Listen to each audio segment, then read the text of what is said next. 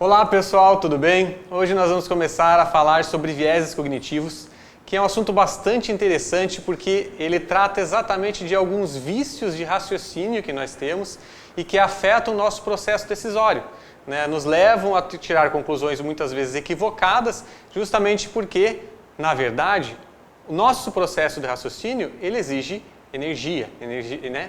O processo de pensamento, ele exige, de processamento de informações, ele exige muita energia. E, naturalmente, o seu corpo, ele procura atalhos para reduzir esse processo, né? E o que acontece é exatamente que esses atalhos podem nos gerar vícios de raciocínio que atrapalham o nosso processo decisório. Isso afeta não só os investimentos, né? Um pouco do foco que nós temos aqui, mas também o processo, inclusive, do dia a dia das decisões em casa, no trabalho, nas compras e assim por diante.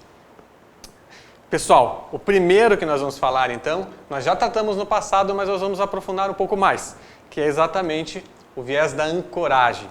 O próprio nome já fala, né? O que é o viés da ancoragem? É aquele que ele se remete a um fator passado, a uma situação passada, para tomar o processo de decisão. Ele não avalia o momento, ele avalia o passado. Ou, como nós podemos ver até muitas vezes, ele ancora decisões com base em valores do passado.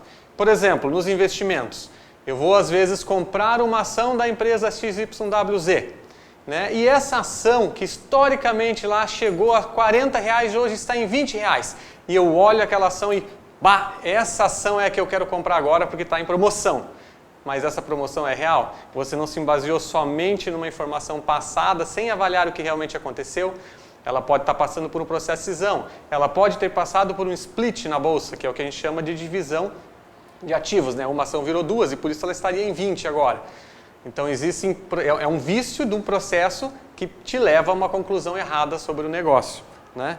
Palavras mesmo pode fazer tomar essas decisões, né? Por exemplo, a oportunidade é a melhor opção, só que sem avaliar demais dados, você se decidiu apenas por uma palavra, por um valor, né? É a ancoragem, né?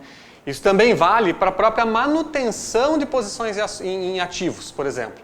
Se você entrou num ativo, por exemplo, ele desvalorizou e você gravou na tua cabeça aquele teu preço de entrada, então você não vai sair mais daquele ativo, né, porque você acredita que ele vai retomar aquele valor, sem avaliar a situação do ativo efetivamente, né, sem ver se a empresa realmente tem capacidade de retornar e se esse processo de queda ele não é gradativo e vai se prolongar por mais tempo. Ou seja, você erra na decisão de eventualmente se desfazer de um ativo por causa desse processo da ancoragem passada, né? Isso também vale para investimentos que traziam uma rentabilidade X, né, e hoje mudaram, né? Por exemplo, o próprio CDI, que é o tradicional de investimentos, a poupança. Nós temos na cabeça um histórico lá atrás que esses investimentos nos davam retornos que inclusive superavam a inflação. Mas hoje a realidade é outra. E muitas vezes você está se ancorando num passado para manter os seus investimentos hoje e não faz avaliações de rebalanceamento e troca de ativos.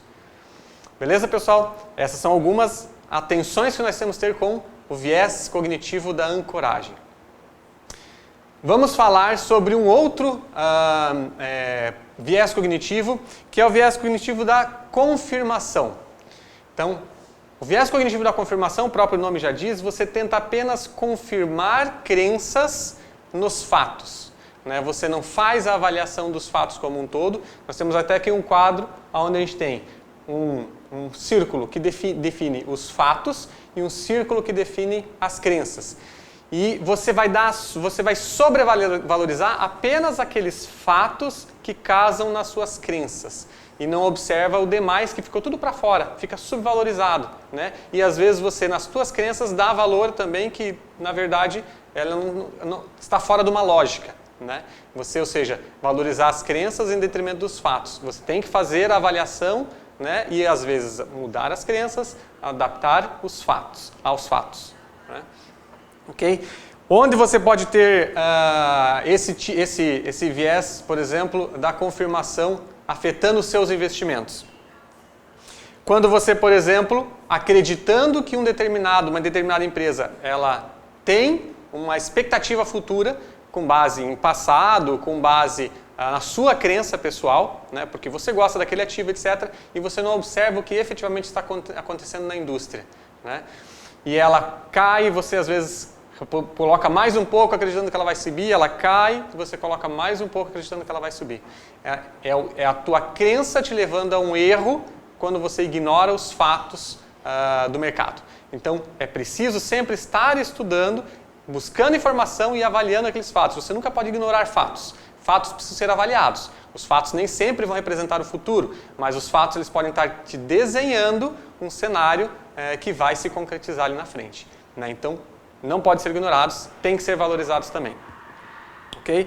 Um outro momento, uma outra situação é, por exemplo, assim, você exatamente ignorar alternativas. Né? Se você só lê ou se você só absorve aquele conteúdo que casa com as suas crenças, você vai estar fechado para outras alternativas de investimento.